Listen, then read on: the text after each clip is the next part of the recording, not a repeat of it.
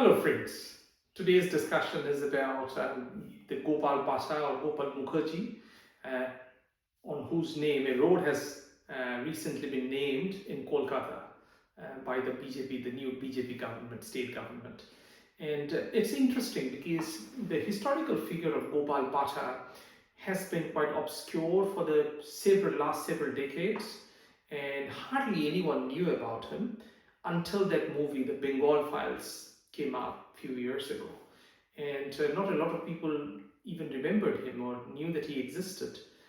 He was a central figure who was allegedly the savior of Hindus during the ghastly Calcutta Riots of 1946. So we might like this character or we might dislike him, but there's no getting away from the fact that he was a significant and a consequential figure during those times. Men are creature of their times. So one thing that I truly believe is that civilizations and histories and countries have been shaped by people that lived in those times. If you imagine, historical events, for example, they need different people for different periods, right? So if you had a Gandhiji during, let's transport Gandhiji to the American War of Independence. So if you had Gandhiji instead of Washington, George Washington, do you think America would have been independent? Not, right? So you need people for those times, and Gopal Mukherjee was one of those people that was needed in those times, or played an integral figure in character in those ghastly and sad period of Indian history. Now, the next interesting question is, why was he largely forgotten? Was it just one of those things and people just slipped through the cracks of history? Probably not. There's a trend that seems to have gathered pace ever since the independence of India. So if you look at uh, pre-independence Bengal, it was dominated by two strains of thought. One was that of cultural politeness, literature, poetry, um, and in broad terms, the Bengali Renaissance, where you had Rabindranath Tagore and Bankim Chandra and Sharat Chandra and all these famous writers and philosophers and poets.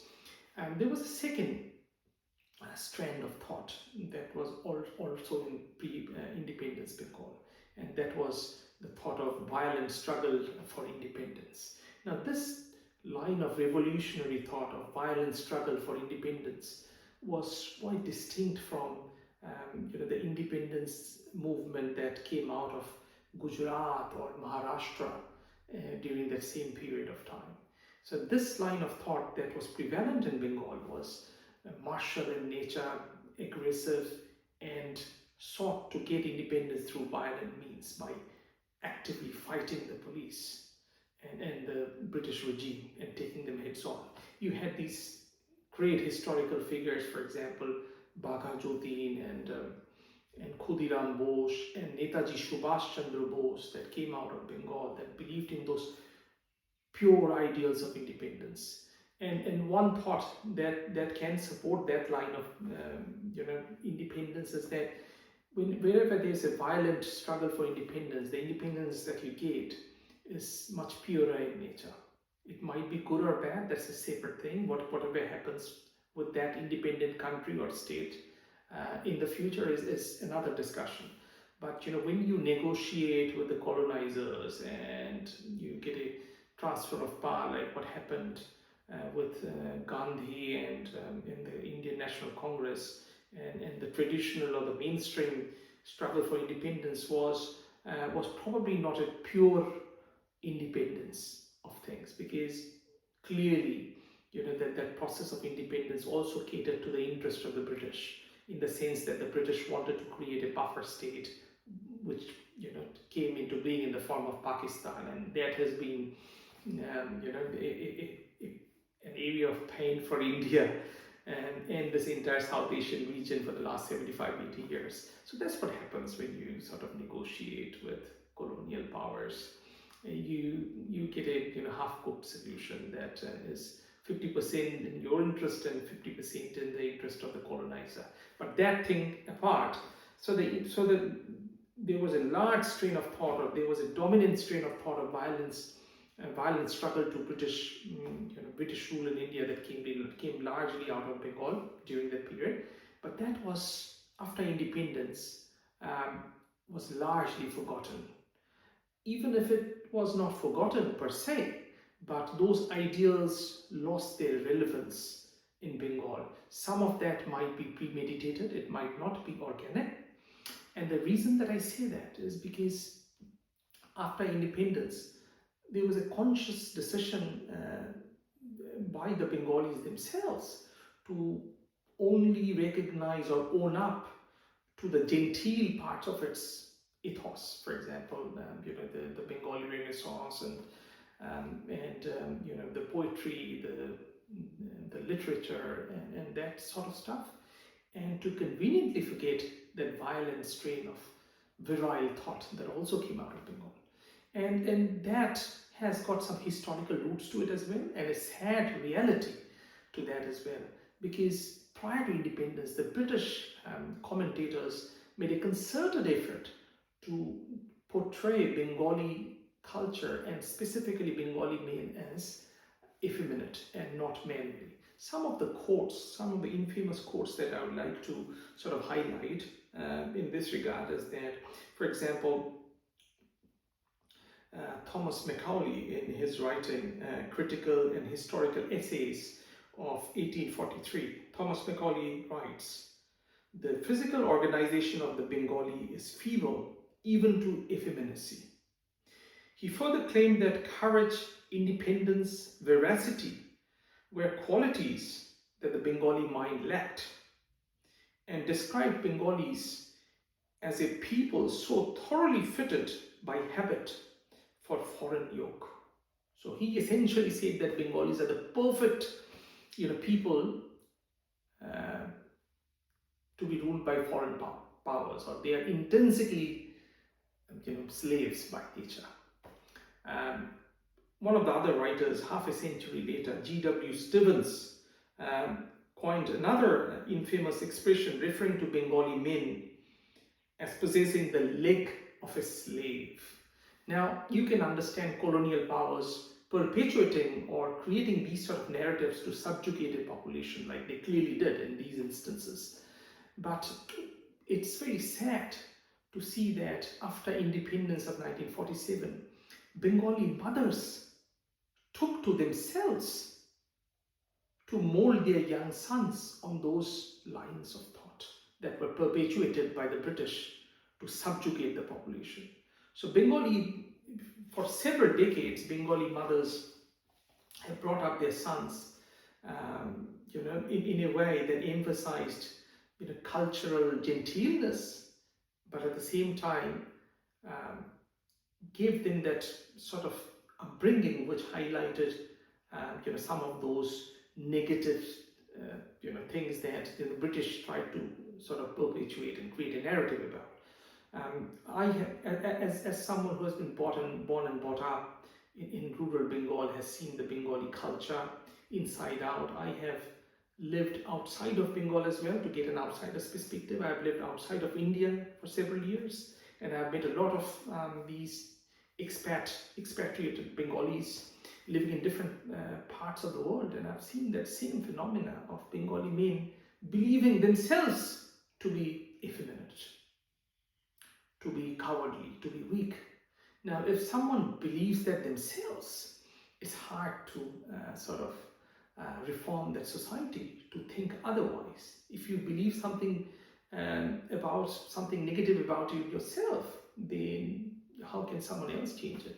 And Bengali parents, specifically Bengali mothers, have played a large part in it. How can I say that confidently? Because I have also heard that in my family when my mother brought me up. She gave me a lot of good things to learn. She taught me a lot of good things, but I saw that firsthand how Bengali parents mold their children. It is another matter how I turned up in the end. That's a topic for different discussion. Maybe we should not discuss that at all. But on a larger scale, this is what has happened in Bengal. And this is what I think by naming the road as Gopal Mukherjee Road, the BJP government is trying to sort of resurrect that forgotten strain of assertiveness back into the Bengali culture. But there's a paradoxical side to it as well, and it might be largely uncomfortable to a lot of viewers outside of Bengal. Even a lot of traditional BJP supporters and voters might find it unpalatable that Gopal Mukherjee was a butcher by profession, and he belonged to the Brahmin community, the Bengali Brahmin community, who was a butcher by profession, who saved Hindus during the riots of the ghastly Calcutta Riots of 1946. Just think about it. Here is a Brahmin Bengali man who's a butcher by profession, and he is actively saving people's lives during those ghastly events. And there lies something that I'm sure a lot of Indians and Bengalis and all Indians can probably take from Gopal Patha, is that sometimes it's not enough to highlight the genteelness, the cultural refinement, and the lofty ideals of a Rabindranath Tagore or Bankim Chandra and all the other writers and of Bengali Renaissance. And the funny thing is that if you deeply read the writings of Rabindranath Tagore and Bankim Chandra, they never espoused the strain of pusillanimity that seems to have gained popularity in the Bengali consciousness since independence. In fact, both of those writers and a plethora of other writers, of Bengali writers during that period, actually encouraged people to be active, to be physically strong, to be dominant, to be assertive. But I think after independence, the Bengali polity probably got attracted by a lot of different phenomena, which is probably a discussion for another day. But this is the decadence that has happened, and it would be interesting how the Bengali culture and the state progresses in the next few years under BJP, because you sometimes with cultures, external powers cannot reform them. It has to be the culture themselves that has to look inwards to see what are the things that they need to improve. The change needs to come from bottom up. And as I often believe that the change needs to come from the parents that have their young children growing up. It's how you shape your children. It's how what are the ideals that you what you propagate, what you espouse, what are the examples that you set, is how the future of Bengal and the future of larger India will be shaped in the next 10 or 20 years, or even in the future, longer term future. I would love to hear your comments about it. It is quite a contrarian and a contradictory perspective that I'm highlighting here, and I would love to have a discussion regarding this in the comment section. So if you agree to me, or if you disagree to me, disagree with my views, please feel free to leave your comments on the video. I would love to reply to your comments and have a healthy discussion about it. I look forward to seeing you in my next video. Thank you.